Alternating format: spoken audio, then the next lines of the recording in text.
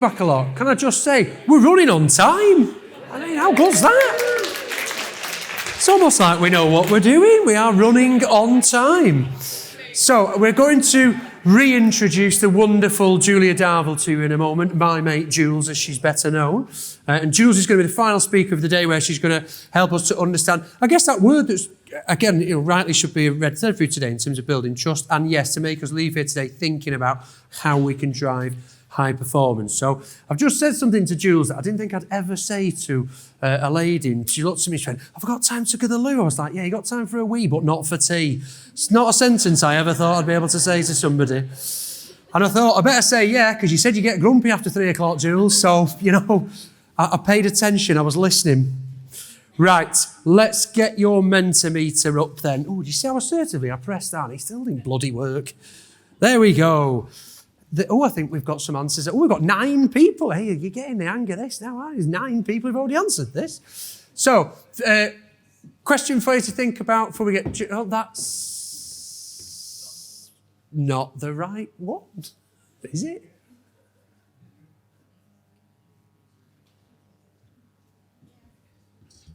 Is that the right one? Oh, he's doing it again.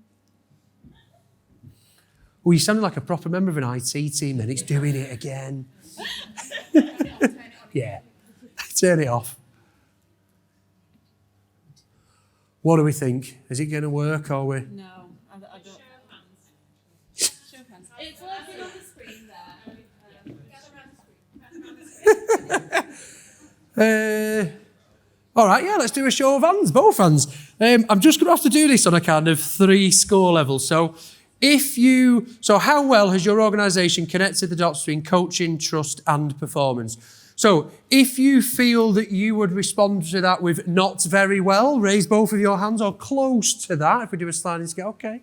Yeah, so quite a lot of us that were maybe not yet there in terms of connecting those dots. What about if you'd be in the middle? Are you going to sit on the fence with this and say that we're sort of halfway there? Getting a bit better, yeah, okay. And what about very well? Who can put both hands immediately up for a few? Okay. Yeah, the only people who put both their hands up were for coaching culture, so... Okay, so it sets the scene perfectly because, of course, therefore, this is something that for most people in the room we want to get better at. We want to be getting closer to where we can say, yeah, we are connecting those dots. We're able to demonstrate the value, the importance of trust, coaching, and how that really builds that high performance. So, come on, Jules. You get to close the day as our final speaker. So another round of applause for Julia Darvill, please. Are we on? Sort of not, maybe. Sort of. Aha! Oh, hello, God. There you go. Right, could I ask you to be upstanding for a moment, please? Trust me, I'm a doctor. I'm not actually, that was Eloise and she's gone. Could I ask you to turn around and then take a seat, please? And I would like you to turn it all the way around, 360, then have a seat. And we're going to do a very tiny 30-second breathing exercise. During the lockdown, one of my passion projects became learning to be a yoga instructor. And one of my life goals was to be able to put both my feet behind my head. Nowhere near there, sorry, as you can tell. So what I'm going to ask you to do is a breathing exercise. Genuinely become a breath expert. It's not something that you put on the passport anymore. What do you do? I'm a breath expert, because it just sounds weird. But I'm going to ask you to close your eyes for me and place one hand on your diaphragm and one basically on the chest bone. You should feel your heartbeat. Okay? Close your eyes for me. Trust me, I'm a doctor. And what I want you to do is take 2 breaths, and then we're going to take a third, but we're basically going to do 1 component, 2 components, and then add 1 and 2 together. What I want you to do, with eyes closed, just listen to the dulcet tones, is breathe thoracically. So that is a big lung breath. In through the nose, out through the mouth with a straw. Try 1 more of those. In through the nose, out through the mouth with a straw. Super. Now, concentrating on that other hand on the diaphragm, this is diaphragmatic, not thoracic breathing. I want you to think about bringing in the breath with your tummy, in through the nose, Out through the mouth. One more for luck.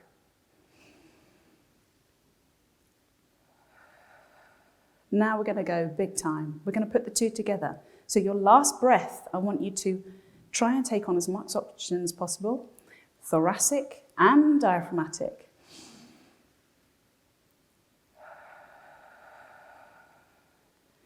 Good.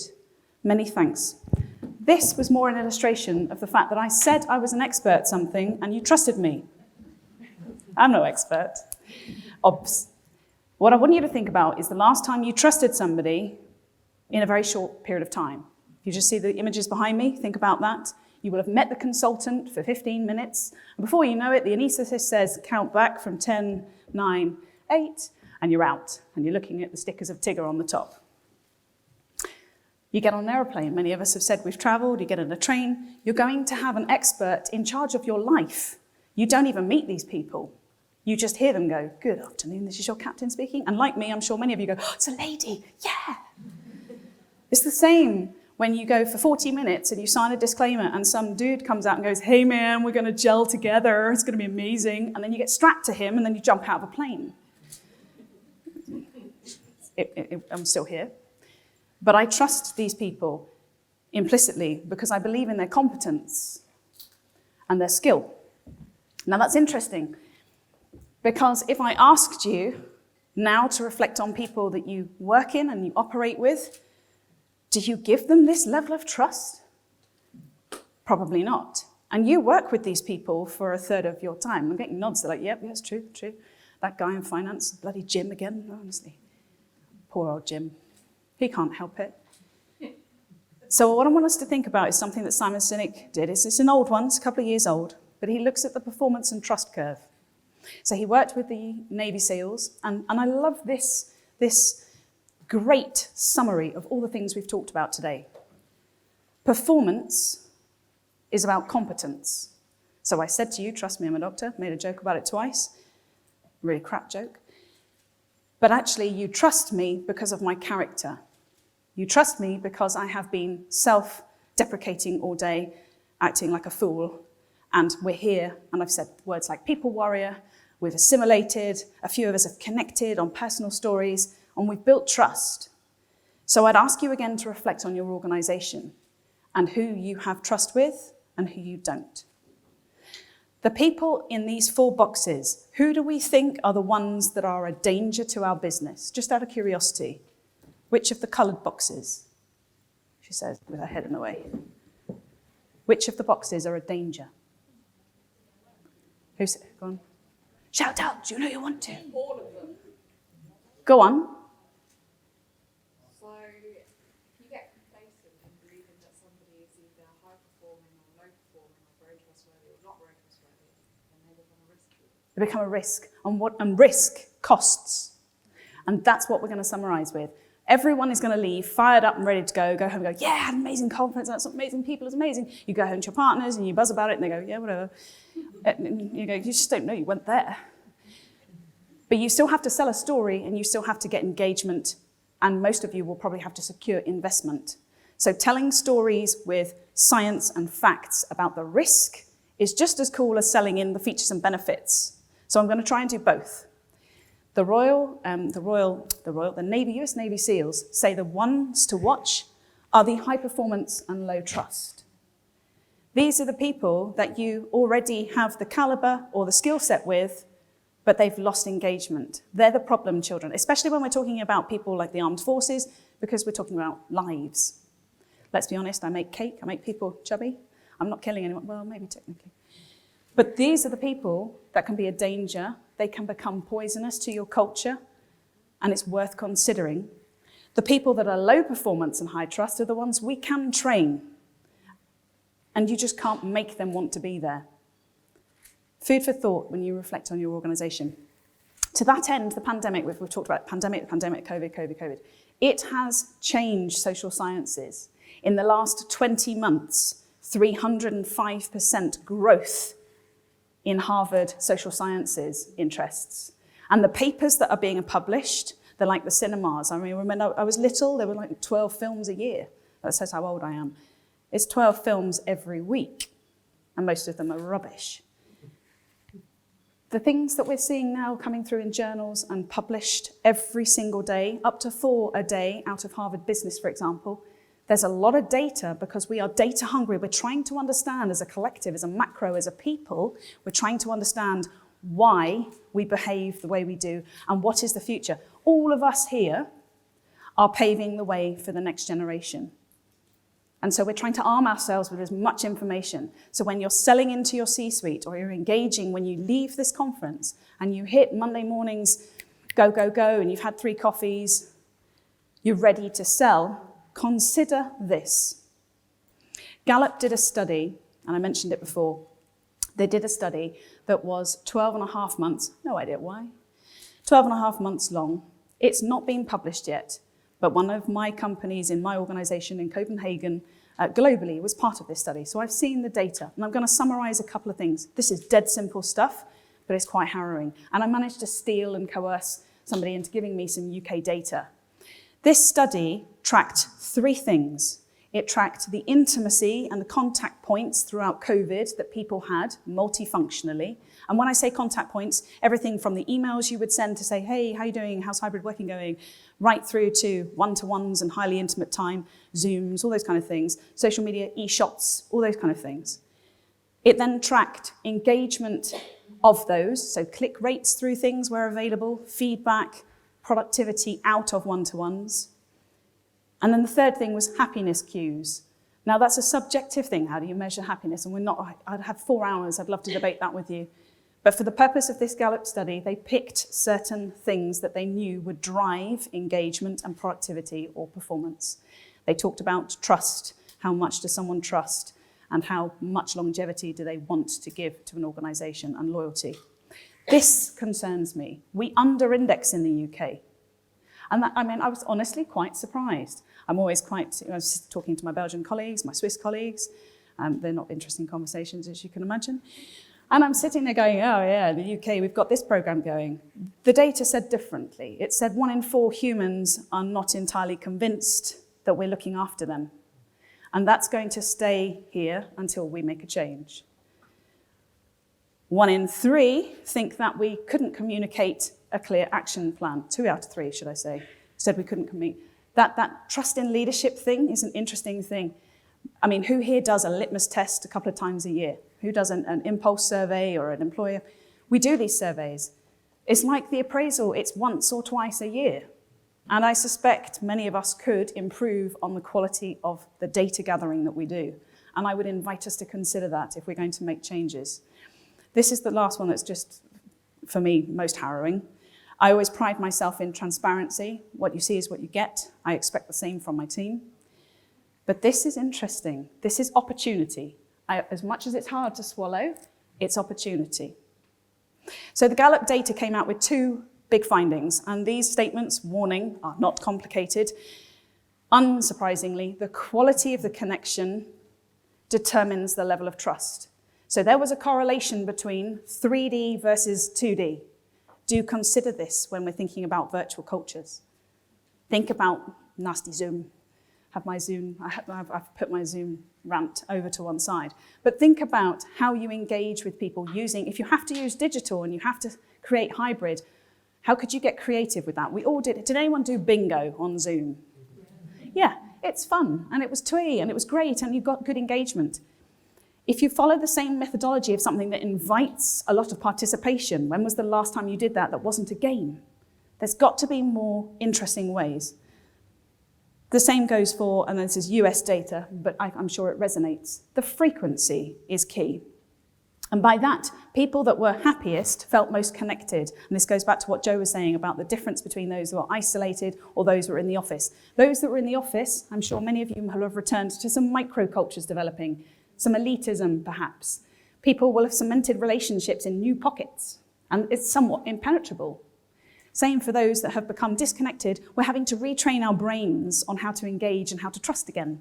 I'm knackered. I don't know about you, but you come home from a day like this and you are exhausted because we have to retrain our energy levels. And if anyone's interested, one of the best books I've ever read, People Fuel, will increase your ability to understand, back to the human blueprint, primal blueprint, should I say. So many of you will have seen the Harvard Business results around the neuroscience of trust. It's a pretty old article. It's been recited more than any other learning. So it was published in 2017. In 2019, pre-COVID, like they knew, there was some interesting add-ons. There is a new one being published, and it's on Psychology Today as we speak, if you follow various things. Some fantastic new look and feel versions of the data that basically says, think about tailoring the human-to-human contact. Think about when I engage with Emily, how different that is to Tom, how different that is to Joe. What do I know about these humans? It starts with me mining the data to understand them, and for them and I to build a manual and a social contract. That takes time. And some people get it wrong. So who's familiar with this terrible, harrowing story? Yeah, so 61, so anyone familiar or connected with anyone with Brewdog before I go off on one? No, good. I jest. Brewdog, this is a great opportunity for a brand to overnight devalue its equity in employment. 61 people wrote an open letter to the organization and it went public, and overnight all the crowdfunding fell out, all the equity was released. And now it's very hard for them to start building that back up. And a lot of us have been talking about this in the lunch break. It takes only one moment to break somebody's trust. It's going to take a shitload more and a lot of energy to get that trust back. And that's what James and team will have to do now. Now, I know James intimately. We used to work together when he went off in his startup. He has made a mistake, a catastrophic one, and he is going to spend probably the next 3 to 5 years rebuilding what took him 5 months in his mind to escalate, because he was chasing the wrong thing, growth. And I want us to reflect on that. Where are your business priorities? And I talked about measures earlier, and Michelle and I were talking about it briefly, and more on that to come.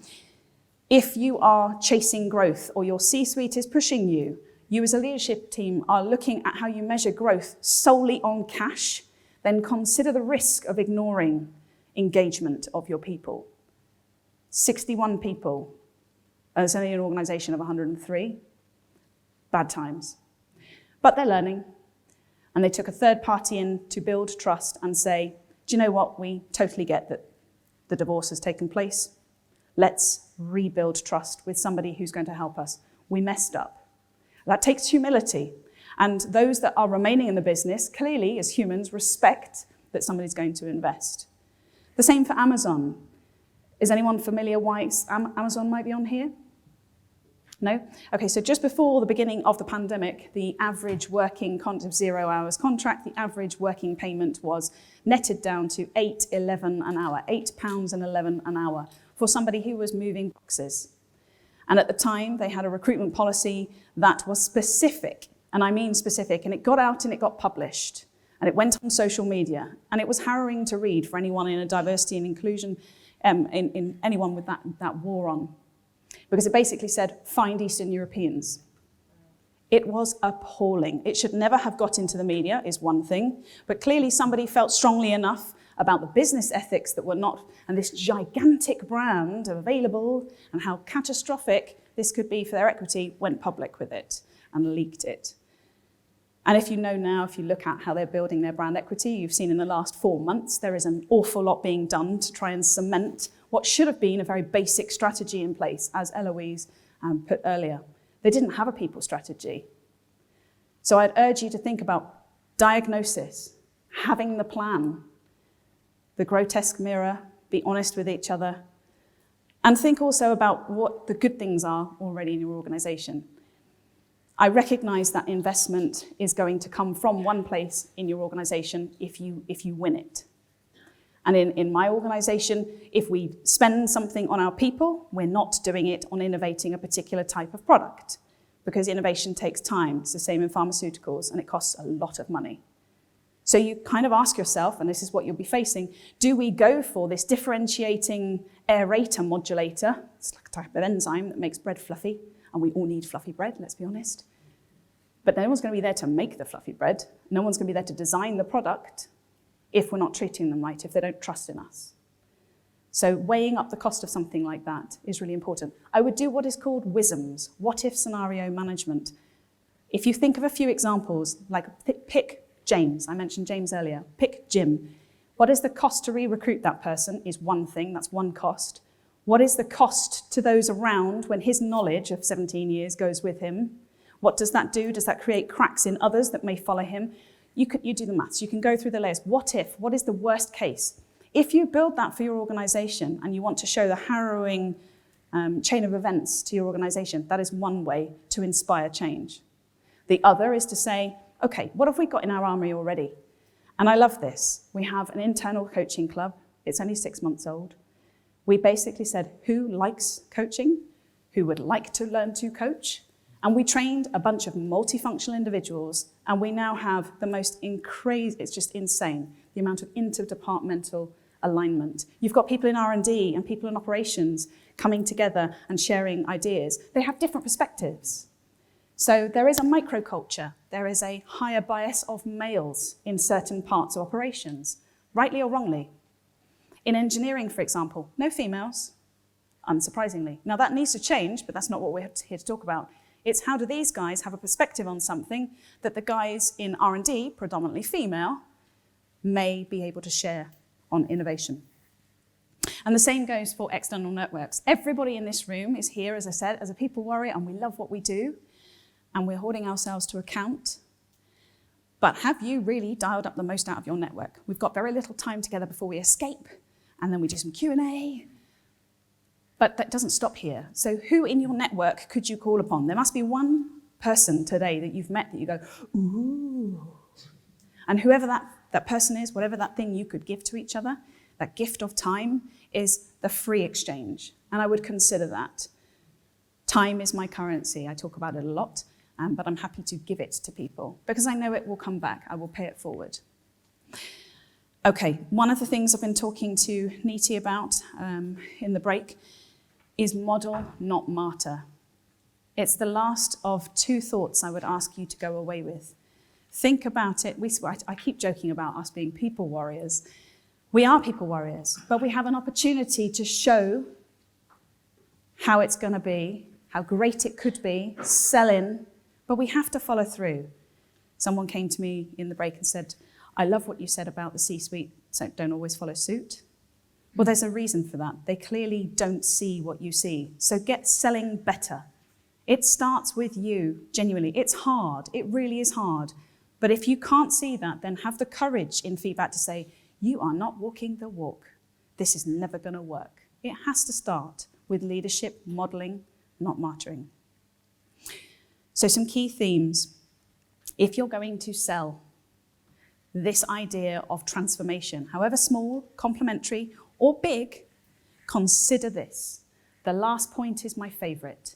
This could be what differentiates you, whether you are in the private or public sector, whether you are a service proposition.